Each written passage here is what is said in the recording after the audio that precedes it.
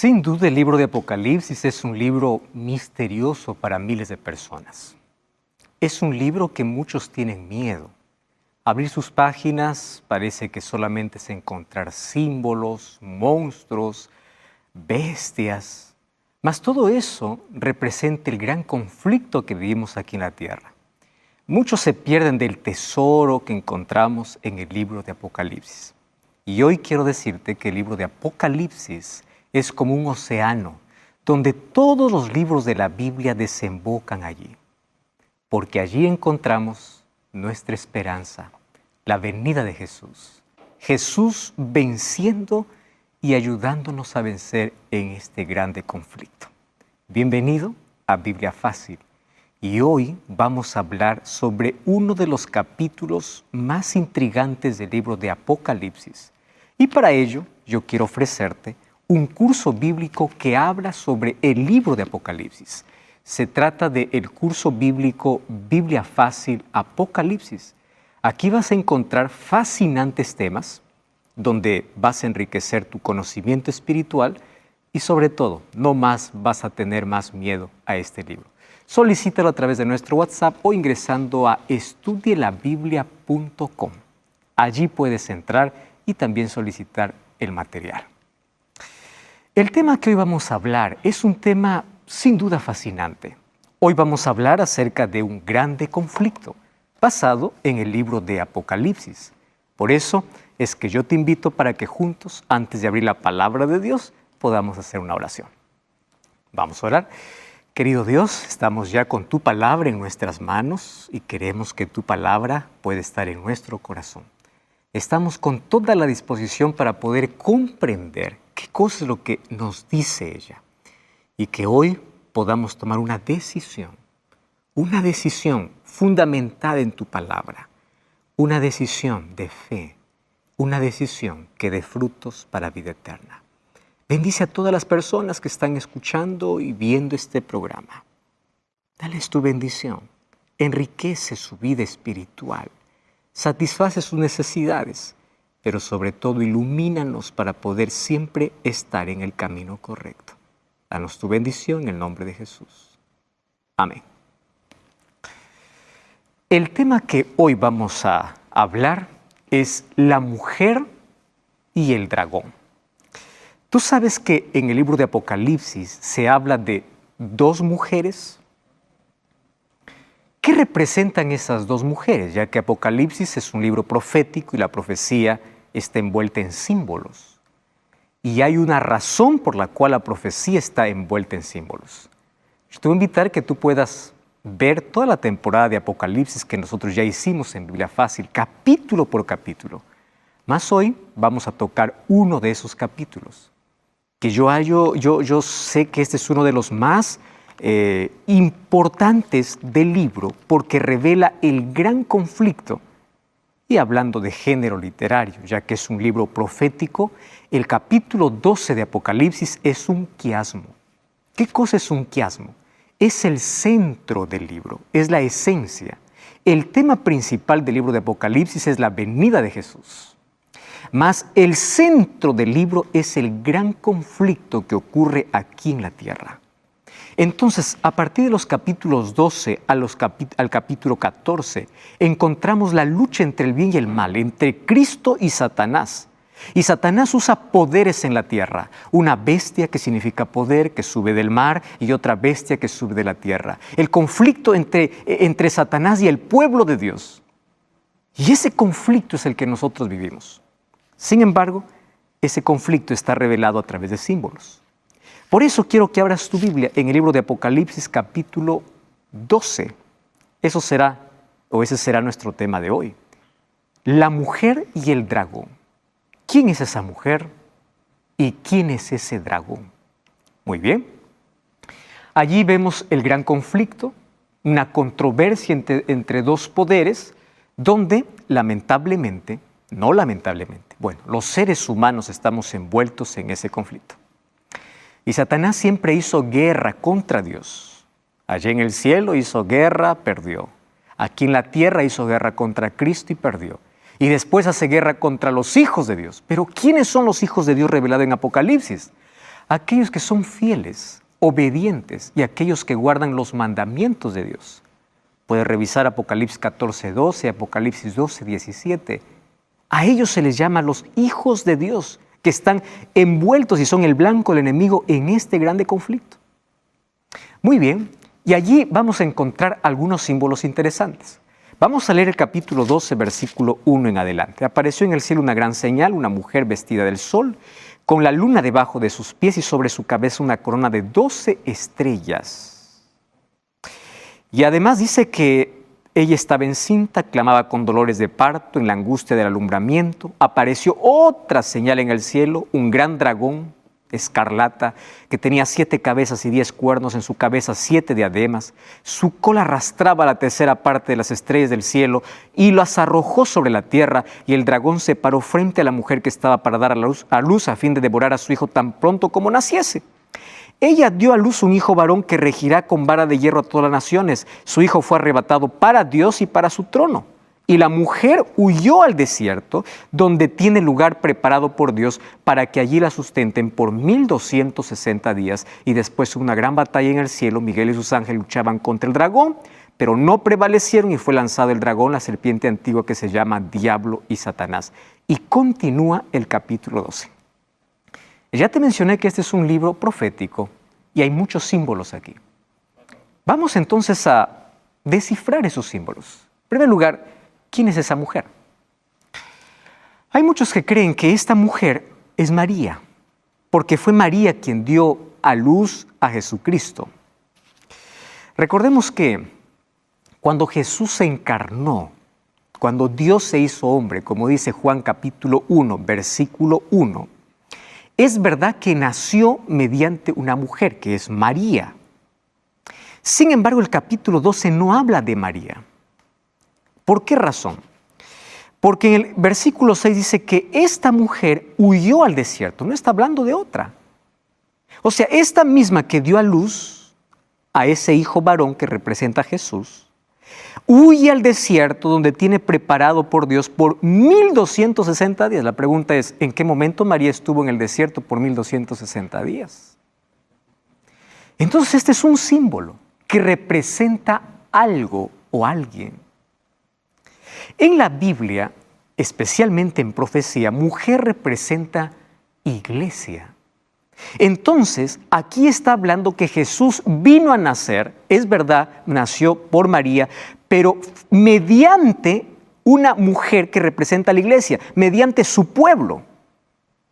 Por eso es que la promesa que Dios le dio a Eva en el jardín del Edén, cuando le dice a Eva, enemistad pongo entre ti y la mujer en Génesis 3:15, entre tú y la simiente tuya, es verdad que está hablando a Eva, pero no fue Eva quien dio a luz al Mesías. Eva estaba representando a todo el pueblo de Dios. Y mediante ese pueblo, ¿quién vendría? Jesucristo. Por eso es que Satanás siempre quiso intervenir en los planes de Dios, quiso impedir que Jesús venga a nacer. Por eso es que desviaba al pueblo de Dios siempre a la apostasía.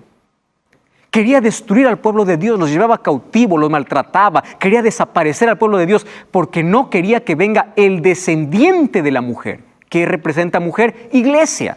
A través del pueblo de Dios vendría el Mesías. Muy bien. Cuando vamos al libro de Efesios, el capítulo 5, versículos 25 y 27 al 27, encontramos que mujer en la Biblia representa la iglesia de Dios. Mira, abre tu Biblia en el libro de Efesios, capítulo 5, versículo 25. Dice así: maridos, amad a vuestras mujeres, así como Cristo amó a la iglesia y se entregó a sí misma por ella, para santificarla, habiéndola purificado en el lavamiento de agua por la palabra, a fin de presentársela a sí misma una iglesia gloriosa. Una mujer representando una iglesia. Entonces dice, ama a tu mujer, así como Cristo ama su iglesia. ¿Qué comparación? Entonces, una mujer pura, una mujer gloriosa, es la iglesia, el pueblo de Dios. Otra cosa. En Apocalipsis 12, el texto que leímos, aparece esta mujer vestida de blanco. y con la luna debajo de sus pies y vestida de sol. ¿Qué significa vestida de sol? Ahora vamos a ver ese símbolo. Pero también en Apocalipsis 17 vamos a encontrar otra mujer. Una mujer vestida de rojo. Y esa es una mujer que se prostituyó. ¿Y qué significa mujer? Iglesia. Y eso vamos a ver en el próximo capítulo, porque habla de dos mujeres en la profecía. Entonces, hoy vamos a hablar sobre la primera mujer que representa el pueblo de Dios aquí en la tierra. Y en el próximo capítulo hablaremos sobre la otra que aparece en el capítulo 17. ¿Quién es ella? Vamos a ver las características que presenta. En primer lugar, dice que tiene una corona con 12 estrellas. Es el texto que leímos. ¿Qué representan las 2 estrellas? Primero, corona representa triunfo. ¿El triunfo de quiénes? De los 12 apóstoles, de las 12 tribus. 12 en Apocalipsis va a repetir mucho, 12 fundamentos tiene la ciudad. 12 significa completo, plenitud, la victoria completa. Y aquí representa tanto a los 12 tribus del Antiguo Testamento, del pueblo de Israel, y a los 12 apóstoles. Ellos tienen la victoria, es el pueblo de Dios que vence. Mas ¿por medio de quién vence? Allí viene el otro símbolo, porque dice que está vestida de sol. Esta mujer tiene la victoria, pero no por sus fuerzas. El libro de Salmos capítulo 84, versículo 11, quiero que prestes atención, 84, 11, dice, porque sol y escudo es Jehová Dios. Entonces, cuando dice que esta mujer está vestida de sol, lo que está diciendo es que está vestida de la gracia de Cristo. Está vestida de Cristo. Cristo es el centro de su vida, de sus creencias, de todo. Cristo. Y ahí viene el otro simbolismo. Entonces, ¿qué representa? Que Cristo pueda estar en mi vida. Ah, es que tiene la luna debajo de sus pies. Y es interesante este símbolo. Tú sabes que la luna no tiene luz propia. La luna presta la luz del sol. Entonces, ¿a través de qué nosotros podemos encontrar a Cristo iluminando, a Cristo brillando? A través de la palabra de Dios. Entonces esta iglesia tiene su fundamento, tiene su fe en la palabra de Dios. Está vestida de Cristo y tiene una corona porque vence. Escucha esas 3 características. ¿Ya descifraste los símbolos? Mujer es iglesia, corona es victoria. Sol es Cristo y luna, la palabra de Dios, porque nos ilumina y nos dice cuál es el reflejo del carácter de Dios, nos muestra quién es Dios. Entonces, su fundamento, sus creencias, su vida está sobre la palabra, no sobre tradiciones humanas, sobre la palabra de Dios. Entonces, si tú quieres saber si realmente estás en la iglesia correcta, 3 características. Vence, vestida de Cristo, pero todo se fundamenta ¿dónde? En la palabra. ¿Correcto? Ahora, esas características están aquí, pero también aparece un dragón. Y ese dragón es escarlata o rojo. ¿Por qué? Rojo significa opresión, como también representa sangre. En este caso, persecución, porque este dragón persigue. Entonces dice que tenía 7 cabezas y 10 cuernos, y en su cabeza tenía 7 diademas. ¡Wow! ¡Qué tremendo! ¿Qué me llama la atención? Este dragón, ¿qué cosa tenía? 7 diademas. Ajá. Mira lo que hace el dragón. Apocalipsis capítulo 19, vamos a Apocalipsis capítulo 19, versículo 12. Hay una declaración importantísima, hablando acerca de Jesús. Dice que sus ojos eran como llamas de fuego y había en su cabeza muchas diademas. O sea, este dragón lo que está imitando es a Cristo. Así como Cristo está representado con diademas en su cabeza, Él también quiere ser representado así. Porque Satanás falsifica todo. ¿Entendiste? Todo.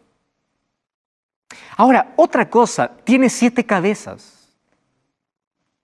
Esas cabezas en la Biblia representa poder, reino, porque tiene cuernos, significa poder. Cabezas, reinos. Ahora, ¿por qué 7? Porque a través de toda la historia, este dragón se disfrazó en seres humanos para perseguir al pueblo de Dios. Por eso aquí la lucha es entre Satanás y la iglesia, la mujer que representa a la iglesia, desde el comienzo.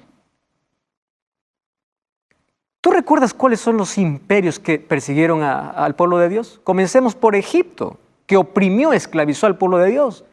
Los asirios, los babilonios, los medopersas, los griegos, ya van 5, los romanos, el imperio romano. Solo que el imperio romano llega a ser la sexta cabeza. Solo que del imperio romano, dice Daniel capítulo 7, que nace otro poder perseguidor. Entonces Roma se divide en 2 fases, Roma imperial y Roma religiosa. Ahí están las 7 cabezas. O sea, el dragón que es Satanás persigue, oprime al pueblo de Dios a través de instrumentos humanos. Ese es el grande conflicto. Por eso vamos a ver persecución en la historia. Y dice que este dragón arrastraba con su cola. ¿Qué representa cola en la Biblia? Esa cola significa engaño por medio de persuasión, que arrastra, que persuade. Y dice que persuadió a las estrellas del cielo. Esas estrellas del cielo representan los ángeles, porque Satanás persuadió a ángeles y él fue arrojado juntamente a esos ángeles, con sus demonios, aquí a la tierra. Y el dragón se paró frente a la mujer para devorar a su hijo tan pronto naciese. Ahora, fíjate lo que hace Satanás. Persiguió al pueblo de Dios para destruirlos, para que Jesús no venga. Pero cuando Jesús vino a nacer, ¿qué sucedió? ¿Qué cosa es lo que pasó ahí? Cuando Jesús nació, Satanás usó a Herodes para destruir a Jesús. Y Herodes mandó matar a todos los niños de 2 años abajo. ¿Cuántos niños inocentes murieron? Solo porque Satanás quería matar a Cristo. Lo persiguió mientras él estaba aquí en la tierra, durante todo su ministerio. ¿Más qué cosa es lo que sucedió? Siempre lo venció. Y cuando fue muerto en la cruz, Satanás desató su cruel ira. No existió alguien que sufra más que Jesús. Lo peor. Y cuando Jesús fue a la sepultura, Satanás incitó para que Pilato pueda dar una orden para colocar una piedra que pesaba 2 toneladas, para colocarlo allí en la sepultura. ¿Sabes por qué? Para impedir que Jesús resucite. Pero cada vez que Satanás se enfrenta a Jesús, siempre pierde. Gloria a Dios. Él siempre vence. Cristo es el vencedor.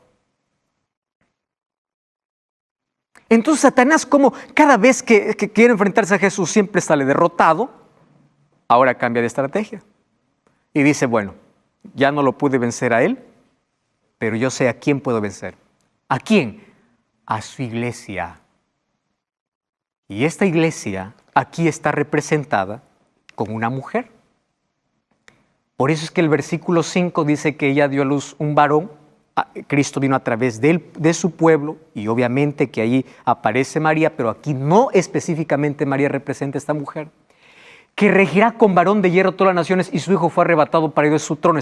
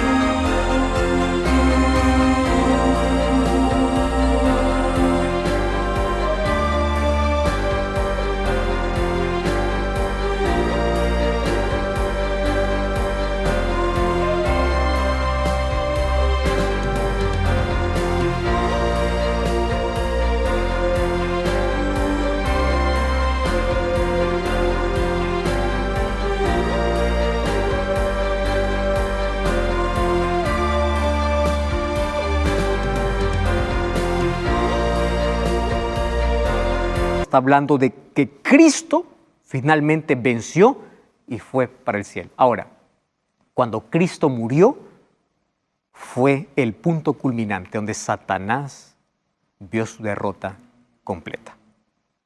Y allí habla que hubo una batalla en el cielo. ¿Mas por qué es colocado ese texto allí?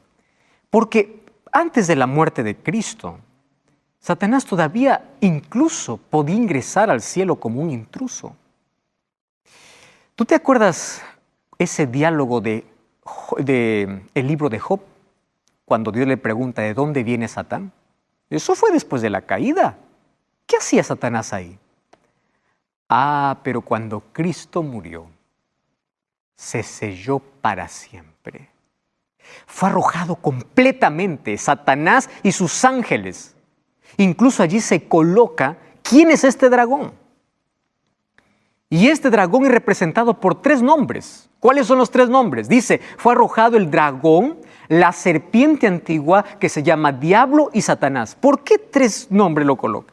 Serpiente porque es la misma que engañó a Eva, no la serpiente, Satanás usando la serpiente. ¿Por qué lo coloca diablo? Diablo significa acusador. Por eso hay muchas personas que siempre les gusta acusar. Tengan cuidado de no ser instrumentos de... Eso significa diablo. Calumniador, acusador. ¿Y qué significa Satanás? Adversario. Entonces aquí está colocando las 3 características de Satanás. Ya fue arrojado, ¿quién? El mentiroso, la serpiente mentirosa. Número 2, el acusador. Y número 3, el adversario. Además, dice que finalmente el dragón persigue a la mujer. Por eso te mencioné al comienzo que esta mujer no es María. Ya leímos Apocalipsis capítulo 12, versículo 6. Dice que persigue a la mujer. Y esta mujer huye al desierto por 1260 días. Muy bien. Vamos a leer el versículo 13 y versículo 14. Y cuando vio el dragón que había sido arrojado a la tierra, persiguió a la mujer que había dado a luz al hijo varón. ¿Te das cuenta que no está hablando de María, sino de un pueblo? Persiguió. ¿Y cómo lo persiguió? Y dice así, se le dieron alas a la mujer, 2 alas de águila, para que volase delante de la serpiente. ¿A dónde? No dice al cielo, al desierto, a un lugar donde es sustentada por tiempo, tiempos y la mitad de un tiempo. Aquí hay una profecía de tiempo. ¿Qué representa esta profecía? Primero dice que fue llevada al desierto por 1260. Y aquí dice por tiempo, tiempos y la mitad de un tiempo. Si nosotros vamos al capítulo 13, dice que por 42 meses el dragón persigue a la mujer. Entonces, en la Biblia hay una profecía que representa el mismo tiempo. Tiempo, tiempos y la mitad de un tiempo, 42 meses o 1260 días. Es el mismo periodo de tiempo. Daniel capítulo 7 habla de tiempo, tiempos y la mitad de un tiempo. Apocalipsis 12 habla de tiempo, tiempos y la mitad de un tiempo. Y también 1260 y Apocalipsis 13 habla de 42 meses. Entonces, ¿qué representa esto? A ver, te voy a explicar así. Un tiempo equivale a un año. 2 tiempos, 2 años. Medio tiempo, medio año. Sumas todo, son 3 años y medio. 3 años y medio, ¿cuántos meses son? Un año trae 12 meses. 2 años, 24 meses. 24 más 12, 36. Medio año, 6 meses. 36 más 6, 42. O sea, tiempo, tiempos y mitad de un tiempo es igual a 42 meses. Porque 3 años y medio da 42 meses. Si a los 42 meses tú lo multiplicas por 30 días que tiene cada mes, ¿cuánto es 42 por 30? 1260. Por eso es que la profecía de tiempo, tiempos y mitad de un tiempo, 1260 días o 42 meses, es el mismo periodo de tiempo. ¿Y cuándo ocurrió eso? Satanás usa a la mujer, a la iglesia, para perseguir a través de un poder religioso. Recuerda la Edad Media, donde se perseguían los herejes. ¿Y quiénes eran los herejes? Los herejes eran aquellos que no se sometían al obispo de Roma. Aquellos que querían ser fieles a la palabra de Dios eran muertos ¿dónde? En la Santa Inquisición. No sé qué tenía de santo. ¿Cuándo comienza ese periodo? En el año 538 y va hasta el año 1798, cuando Alexandre Berthier, el general, enviado por Napoleón Bonaparte, toma prisionero al Papa Pío VI y acabó la persecución porque acabó su poder en 1798. Eso está en la historia. Entonces, Satanás usa ahora un poder para poder perseguir a la mujer. ¿Y esa mujer qué representa? Pues representa a la iglesia. Pero ahí dice 1260 días. Pero en profecía, un día equivale a un año. Números 14:34 y Ezequiel 4:6 dice que un día equivale a un año. Entonces, 1260 días equivale a 1260 años. ¿Y quieres ver cómo se cumple la profecía con exactitud? Suma. ¿Cuánto hay del año 538 a 1798? Exactamente 1260 años. ¿Te das cuenta que es Satanás quien persigue? ¿Es Satanás que está detrás de esta iglesia para desaparecerla? ¿Detrás del pueblo de Dios para acabarlo? Hasta aquí hemos visto algunas características importantísimas. Dice que los fieles se escondieron en las regiones montañosas y desoladas de la tierra. Eso está descrito en la historia. Por eso dice que la mujer huyó al desierto. ¿Desierto qué cosa representa? Desierto representa los lugares alejados. ¿Recuerdas a los valdenses? Estaban allá en aquellas montañas. ¿Por qué estaban allí? Para salvar su vida. ¿Y por qué? Porque había un poder religioso que estaba persiguiendo a los propios cristianos fieles y honestos a la palabra de Dios. Porque Dios siempre tuvo una iglesia pura, una iglesia que mantuvo la verdad. Aquí en el castillo de Wartburg estuvo prisionero Lutero por más de un año, casi un año. ¿Y sabes qué cosa sucedió? Pensaban que ya había muerto, pero él aprovechó durante todo ese año para poder traducir el Nuevo Testamento al alemán. El pueblo de Dios fue perseguido. Aquellos que realmente querían ser fieles a Dios. Sin embargo, Apocalipsis capítulo 12, versículo 11, dice así. Presta atención. Ellos han vencido por medio de la sangre del Cordero y de la palabra del testimonio de ellos. Y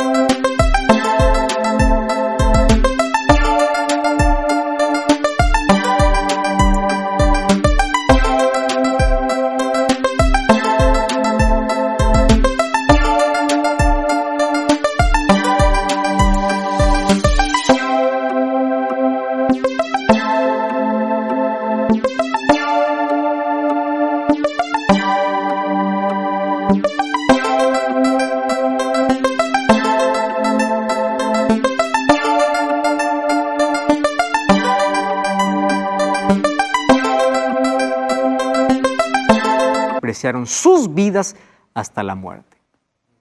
El pueblo de Dios siempre venció. ¿Estás entendiendo? Siempre venció. ¿Cómo?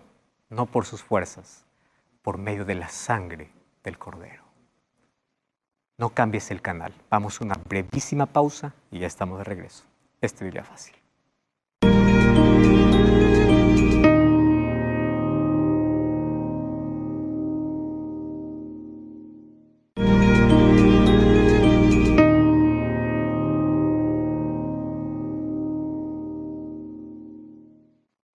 Estamos de regreso en tu programa Biblia Fácil. Hoy hablando acerca de una profecía importantísima donde revela el mayor conflicto de la historia. Un conflicto que comenzó en el cielo, se trasladó a la tierra donde todos estamos envueltos, pero gracias a Dios que podemos ser vencedores. Ya en los capítulos anteriores de este programa hemos hablado cómo podemos vencer.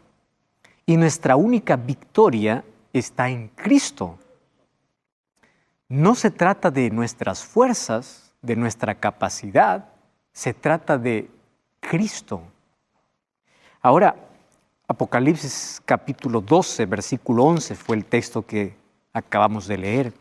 Mas hay algo que me llama poderosamente allí la atención cuando dice que cuando Satanás fue arrojado, aquel que acusaba, dice que el pueblo de Dios ha vencido por medio de la sangre del Cordero y de la palabra del testimonio de ellos, a tal punto de menospreciar hasta sus propias vidas.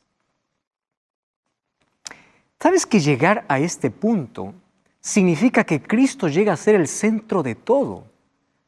Tanto así que Cristo es más importante para ti que cualquier tesoro, que cualquier riqueza, que cualquier persona.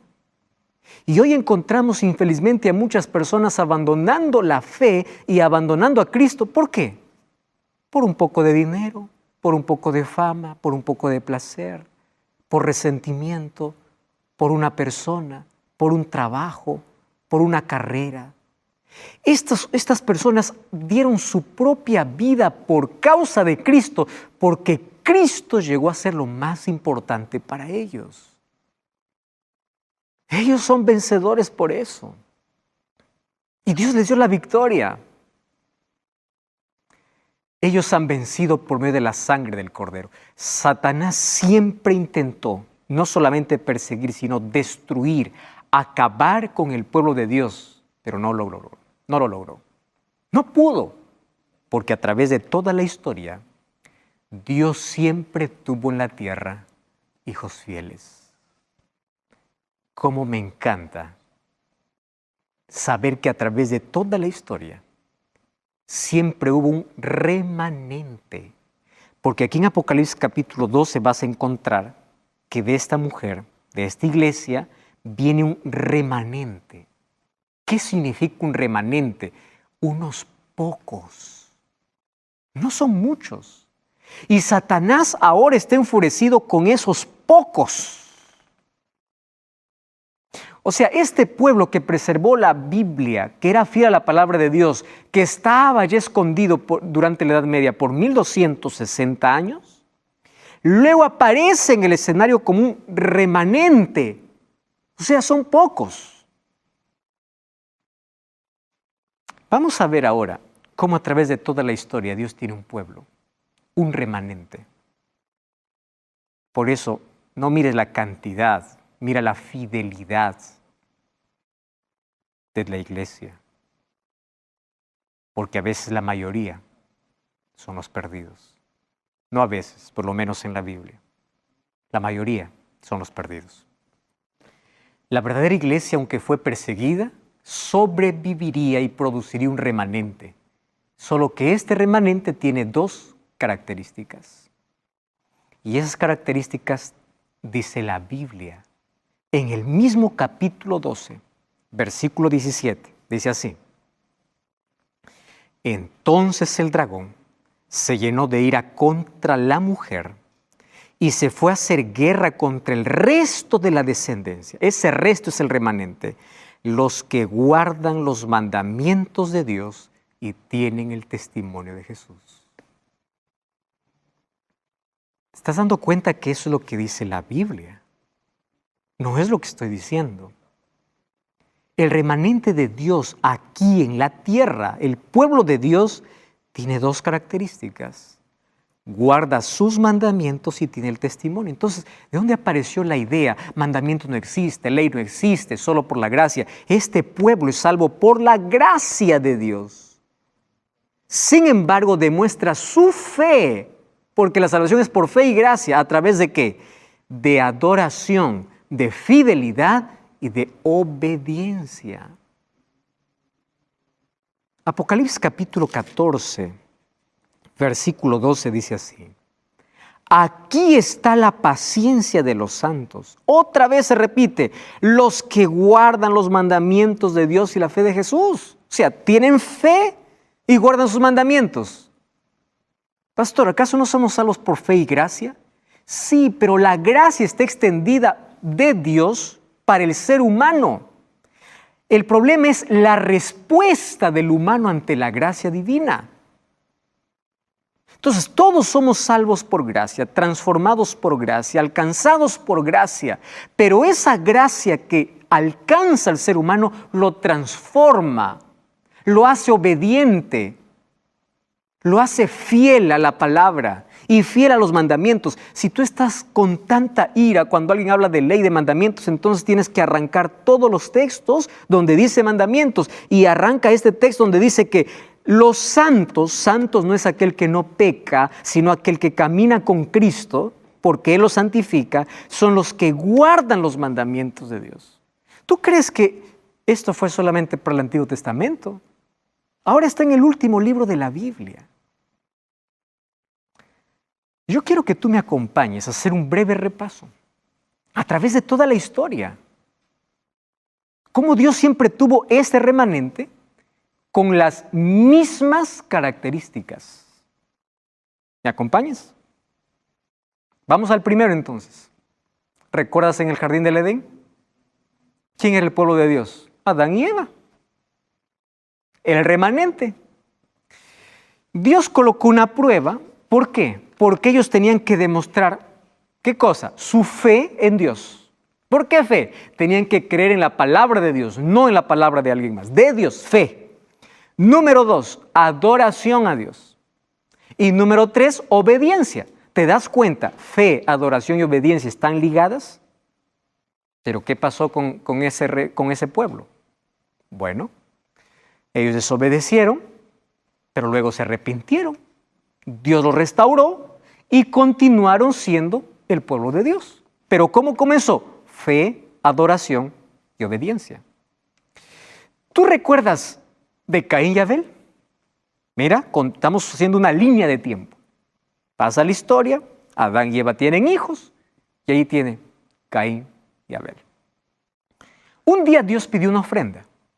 ¿Por qué? Porque a través de la ofrenda, ¿qué cosa tenían que revelar? Fe, adoración y obediencia. Otra vez las tres cosas.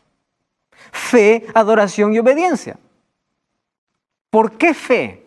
La ofrenda tenía que ser solo un cordero. ¿Y por qué solo un cordero? Porque el cordero representaba a Jesucristo. Pero Caín dijo, no, yo voy a dar lo mejor de mí, de mi esfuerzo, del producto de la tierra. Y allí comienza la religión de Caín.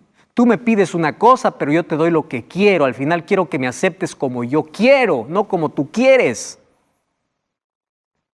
Y desde allí comienzan dos pueblos.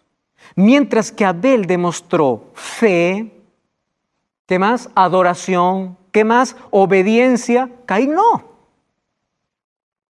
Entonces yo te hago la pregunta, ¿tu religión es la de Caín o la de Abel? Alguien puede decir, no, mi religión es la de Cristo. Va a ser la misma, fe, adoración y obediencia. Pero cuando estoy diciendo de Caín y Abel, estoy hablando de características. ¿Eres fiel? ¿Tienes fe? ¿Adoras realmente a Dios? ¿Eres obediente a los mandamientos de Dios? Porque es la característica del remanente en el tiempo del fin. Cuando nosotros avanzamos, vemos que en el capítulo 6 de Génesis encontramos ya los hijos de Dios y las hijas de los hombres. ¿A quiénes se les llama los hijos de Dios? Aquellos que son fieles a Dios. Y los hijos de los hombres, aquellos desobedientes, aquellos que hacen su propia voluntad. Entonces, desde allí ya tenemos dos pueblos, dos comandantes, dos iglesias. Desde allí. Si nosotros avanzamos en la historia, encontramos a Noé. Noé era el remanente. En medio de un mundo de tanta corrupción, de tanta violencia, de tanta inmoralidad, hay un remanente, que es una familia, Noé y su familia. Y él tenía que cumplir las características para ser remanente. ¿Cuáles son? Fe, adoración y obediencia. Fe. Dios le dijo, va a llover. ¿Tú sabías que en el tiempo de Noé no cayó una gota de agua del cielo? La tierra era regada por un rocío, por un vapor que salía de la misma tierra. Nunca había caído una gota de agua. Entonces, para creer que va a llover hay que tener fe, ejercer fe en la palabra de Dios. Y claro que él era un adorador de Dios. Y finalmente le dice, hazte un arca. ¿Qué cosa hizo él? Obediencia. Nuevamente, fe, adoración y obediencia. Las características del pueblo en el tiempo del fin fueron las mismas desde el jardín del Edén.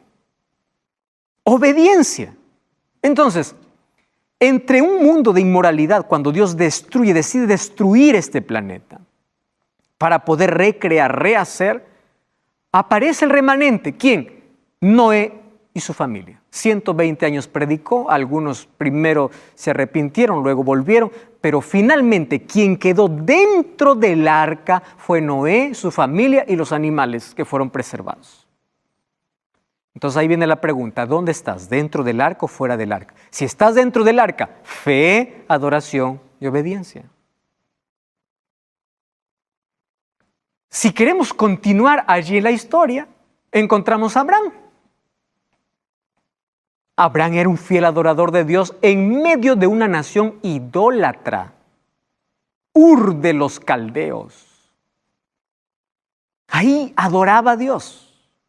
Ya tiene una característica. Pero tenía que ejercer ¿qué cosa?